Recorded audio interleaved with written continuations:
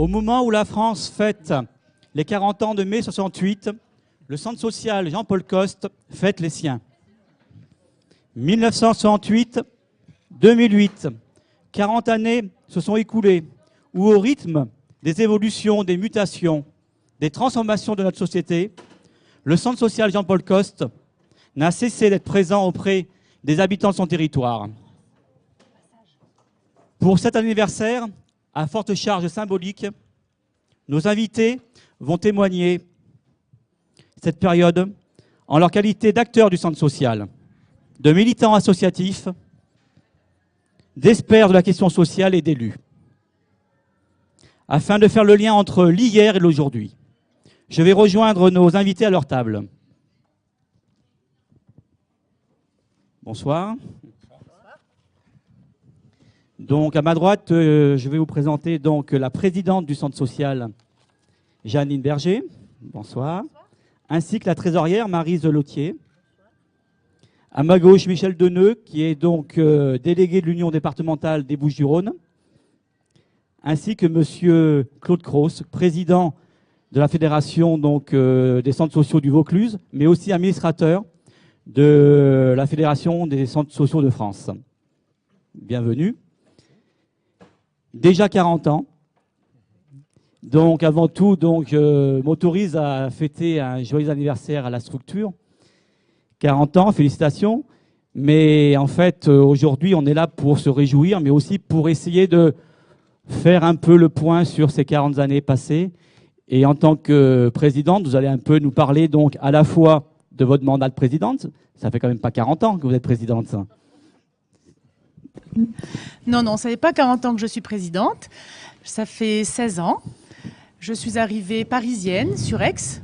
Et en fait, de par ma profession, professeure de danse classique, j'ai été amenée à fréquenter ce centre et à poser ma candidature. Une fois un pied mis dans ce centre, c'est impossible de faire marche arrière. J'ai donc été happée par un conseil d'administration où j'ai appris une vie associative que je ne connaissais pas. Au bout d'une année ou deux, je m'y suis investie. On m'en a confié la vice-présidence et j'en ai pris naturellement la présidence. Donc c'est à ce titre-là que je vais me permettre de vous présenter la naissance du centre Jean-Paul Coste dans ce quartier qui remonte effectivement à 40 ans. C'est pourquoi nous sommes réunis. Donc il y a 40 ans, sur ce quartier qui était un petit peu différent au niveau de sa structure, car nous n'avions pas tous ces logements, il y avait beaucoup de terrains vagues, beaucoup moins de voitures, mais des personnes intéressées déjà par une problématique naissante, faire garder des enfants, un échange de livres qui se faisait de porte à porte, d'habitant en habitant, de connaissance en connaissance. Donc quelques dizaines de personnes, tout doucement, se sont trouvées à participer à ces échanges et à ces gardes d'enfants. Un local a été mis par un particulier à leur disposition. C'était un garage d'une villa.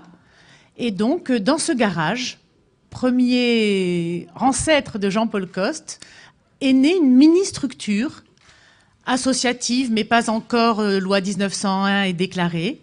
Mais le besoin de ce quartier, de plus en plus croissant, une demande a été faite à la ville. Une association s'est organisée en bonne et due forme et la ville nous a logés au Bel-Ormeau, en étage. Et là, nous avons été, pour les quelques dizaines et presque une centaine de personnes, bien logés, avec de beaux bâtiments. Et toujours le quartier s'accroît, les demandes de plus en plus importantes, et plus seulement pour les enfants, mais pour les personnes âgées, pour de l'aide à la scolarité, pour des activités qui se sont ouvertes à tous les habitants du quartier, alors qu'à l'époque, c'était encore des activités pour privilégiés, comme la musique, comme la danse classique, et d'autres activités qui ne touchaient pas la plus grande partie de notre population. Il y a eu aussi des activités proposées aux personnes de ce quartier. Le centre du Bel-Ormeau devenant encore une fois de plus trop exigu, une demande a été faite à la ville, et une fois de plus, la ville nous a écoutés et nous a logés dans les bâtiments actuels qui sont ici, au 217 avenue Jean-Paul Coste.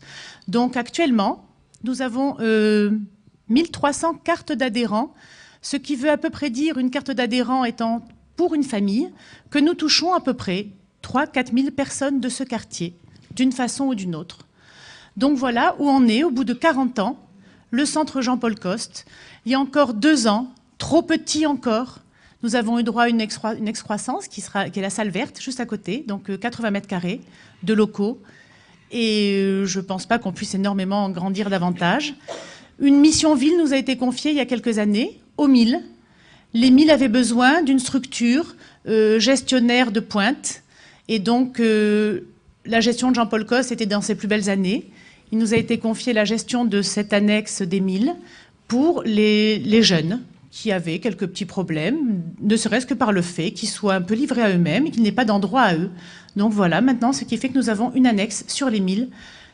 Le bâtiment que vous connaissez ici au 217, nous avons gardé le Bel-Ormeau parce que nous n'avons pas fait un échange. C'est un plus, le 217. Nous avons toujours le centre Jean-Paul Coste à l'annexe au Bel-Ormeau. Donc voilà, nous sommes un petit peu éclatés comme structure, mais ça correspond aussi à l'esprit de l'époque, d'être un petit peu éclaté, d'être un petit peu partout.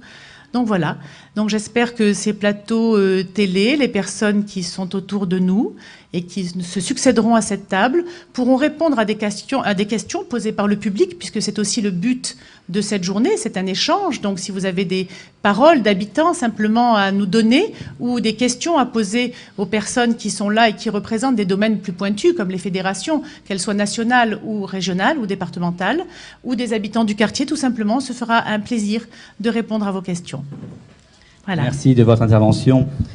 Mais alors, vous êtes présidente. Alors, quand on est présidente, on défend quoi comme valeur? On défend quoi, en fait, dans un centre social? On défend beaucoup de choses. On défend la laïcité, on défend l'intergénérationnel, on défend les droits et l'égalité pour tous.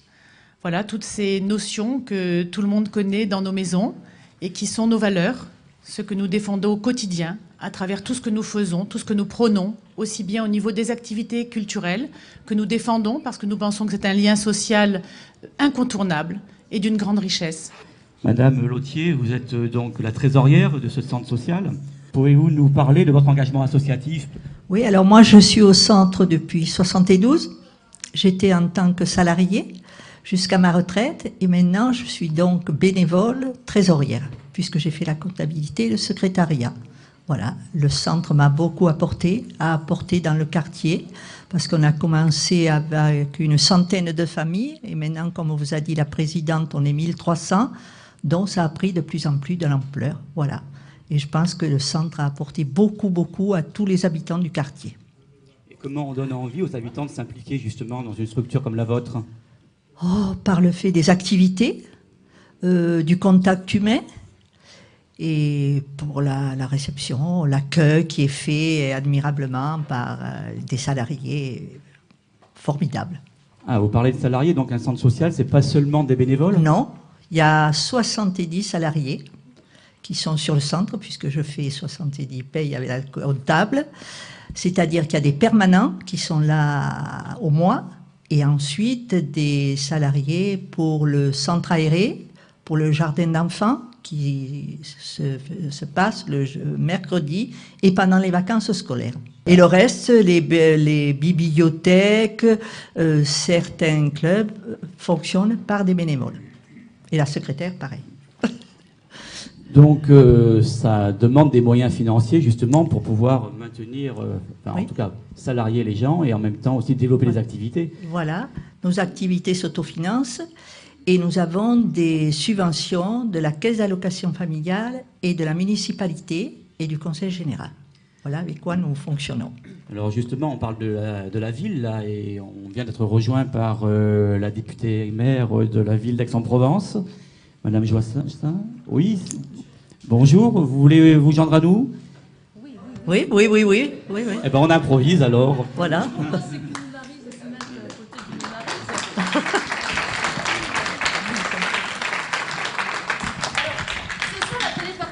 peut faire ce qu'on veut. Bonjour tout le monde. Et là, bonjour messieurs, dames. Alors quand même, j'aimerais ne pas vous présenter Madame Massini, parce que évidemment tout Aix-en-Provence connaît Marie-Joassin Massini, mais incognito est arrivé, et ça c'est quand même un de nos grands bonheurs au centre Jean-Paul Coste, qui n'est pas simplement l'inter tout ce qu'on peut imaginer, mais l'inter-humanité, car nous avons dans ce centre eu plusieurs maires, et nous avons vu arriver en catimini Monsieur Jean-François Picheral, sénateur, qui est avec nous aujourd'hui.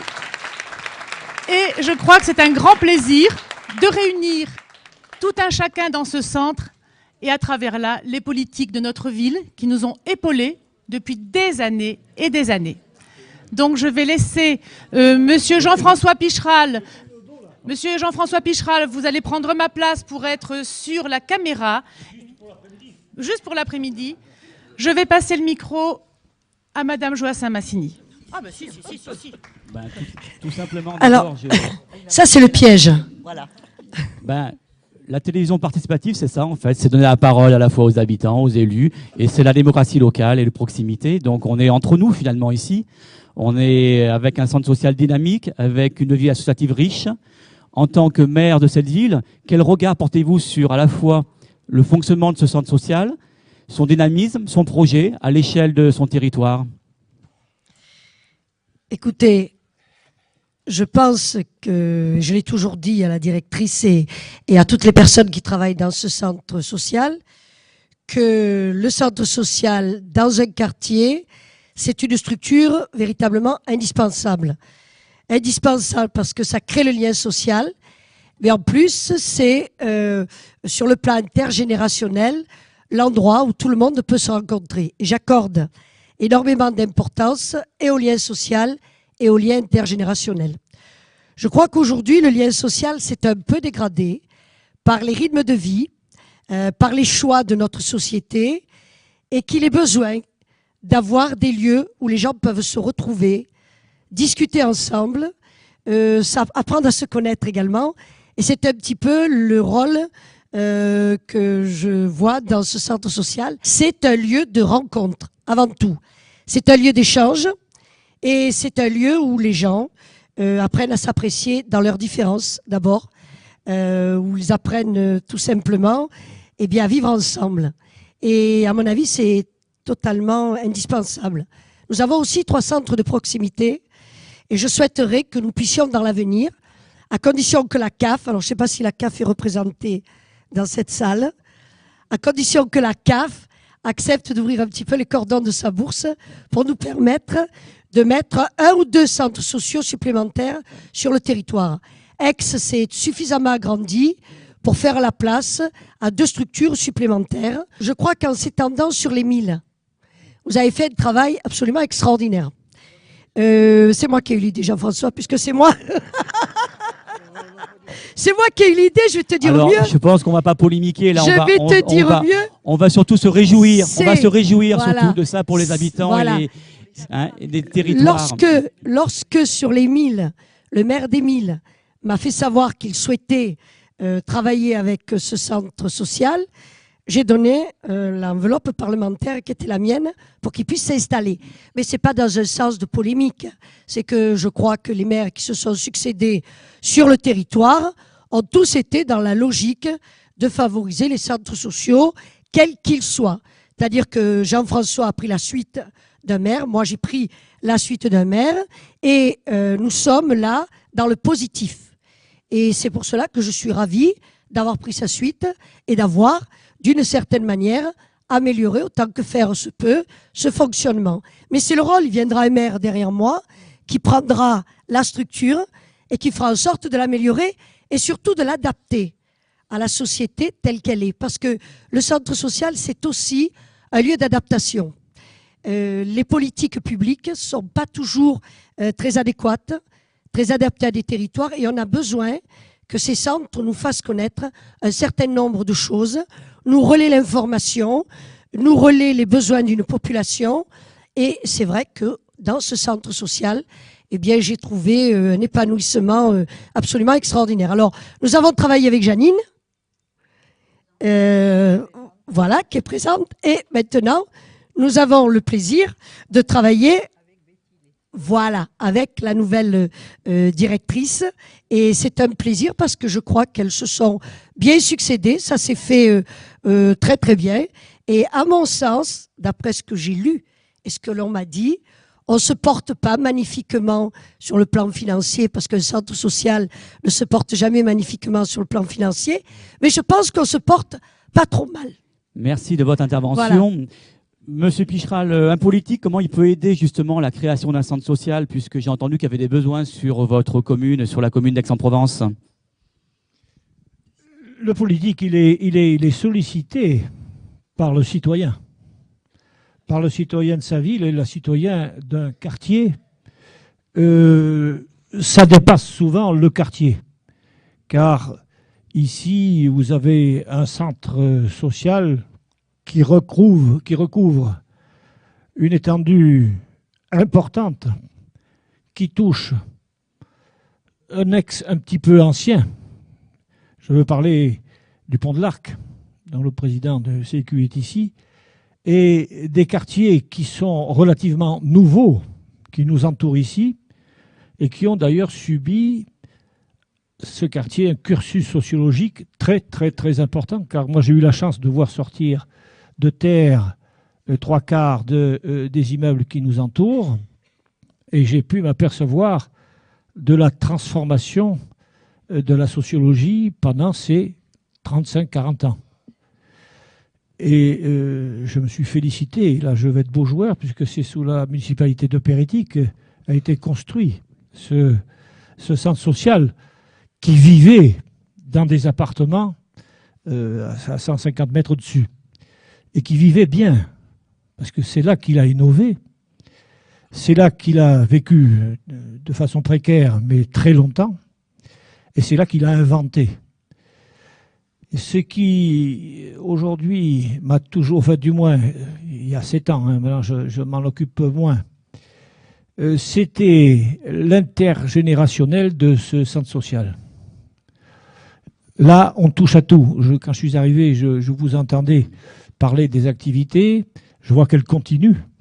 Et ça, c'est primordial. Il faut que ça touche aussi bien les seniors que les enfants qui en ont, Dieu soit loué, énormément besoin. On va justement en parler dans les tables rondes suivantes. Je m'excuse, mais je vais donner la parole aussi à nos invités qui sont à ma gauche, puisque le temps, on est en direct aussi sur notre chaîne Odozone TV. Donc, j'ai le plaisir de recevoir aussi Monsieur Deneux, qui est donc délégué des centres sociaux des Bouches-du-Rhône et qui accompagne aussi le mouvement des centres sociaux, à la fois dans leur fonctionnement, mais aussi dans l'appui technique. Le centre social Jean-Paul Coste adhère à la fédération, à l'Union des centres sociaux, la fédération aussi nationale des centres sociaux de France.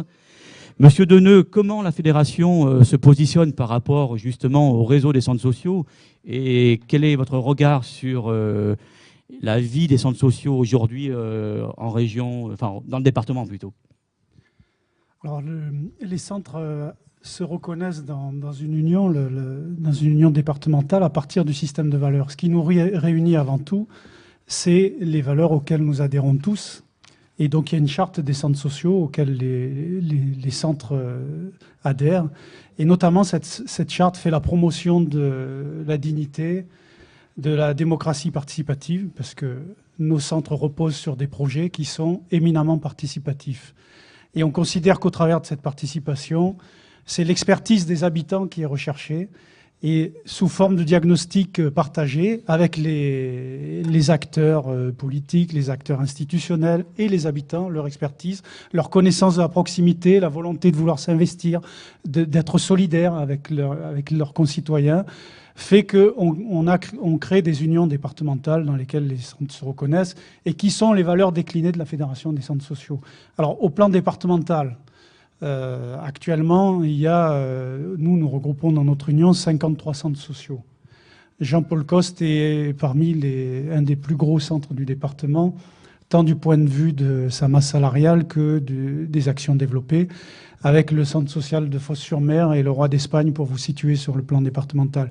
C'est-à-dire ce sont quand même des structures qui réunissent plus d'une 50aine de salariés et qui développent des activités. Donc leur poids économique et social dans leur environnement proche est important. Mais au plan départemental, l'ensemble de nos centres sociaux, les 53 réunis, représentent 1200 salariés. Donc on est un peu comme l'artisanat, je ne sais pas si vous vous souvenez de cette publicité où on dit c'est le premier employeur de France. Nous sommes parmi les employeurs les plus importants du département. Quelle est l'entreprise aujourd'hui qui peut revendiquer plus de 1200 salariés? Donc ça suppose qu'au quotidien, nous avons à travailler à être solidaires entre nous. Le centre développe sa solidarité sur son territoire et les centres sont solidaires entre eux. Et nous essayons d'avoir des projets de mutualisation. Par exemple, sur la comptabilité, nous avons créé un groupement d'employeurs. Il y a même un centre d'Aix-en-Provence qui y participe. Et au travers d'actions de mutualisation, nous essayons de faire bénéficier chaque centre des savoir-faire et des expériences de ceux qui ont réussi.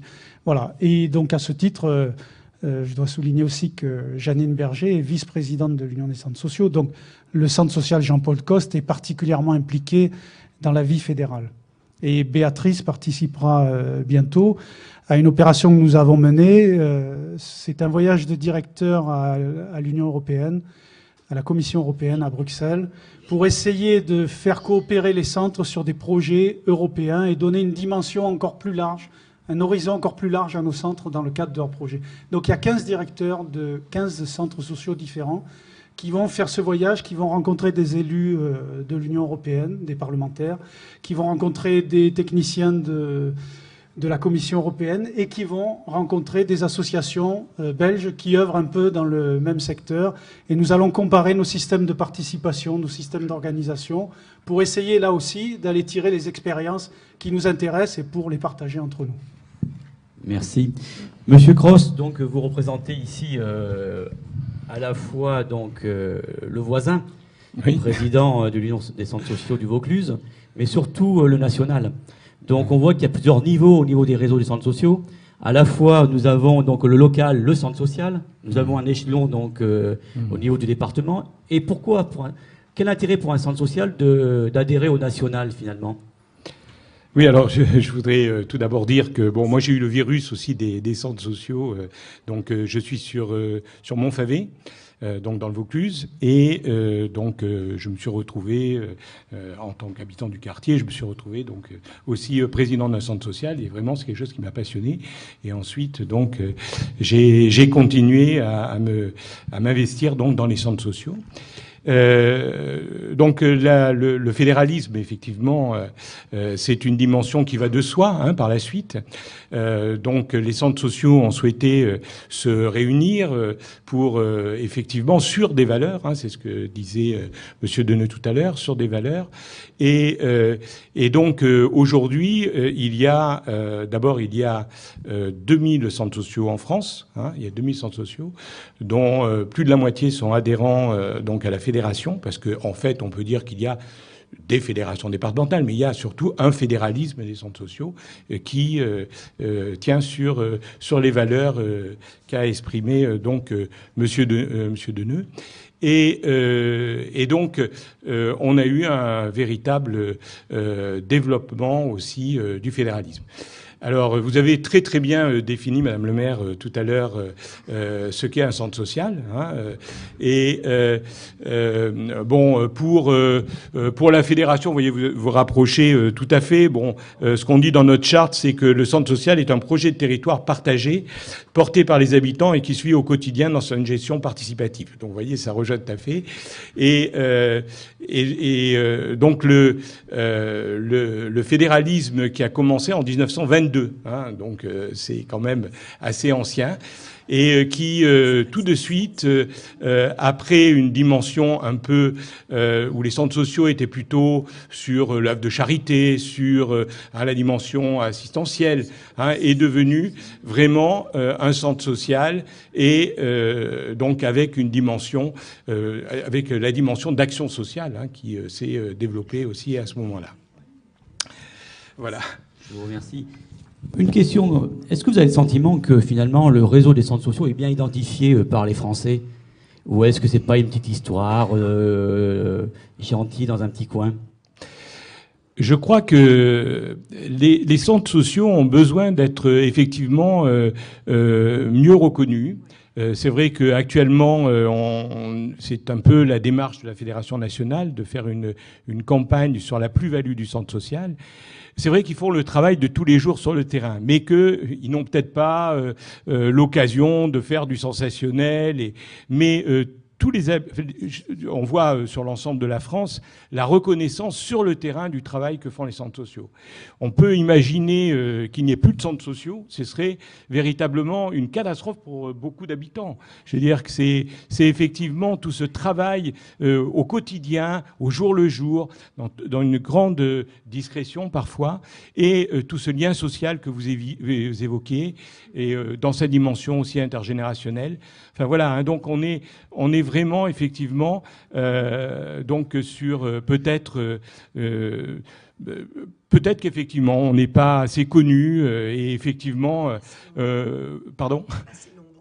Pas assez nombreux. Alors justement, tout à l'heure, j'ai bien écouté votre souhait que la ville d'Aix-en-Provence se dote de nouveaux centres sociaux.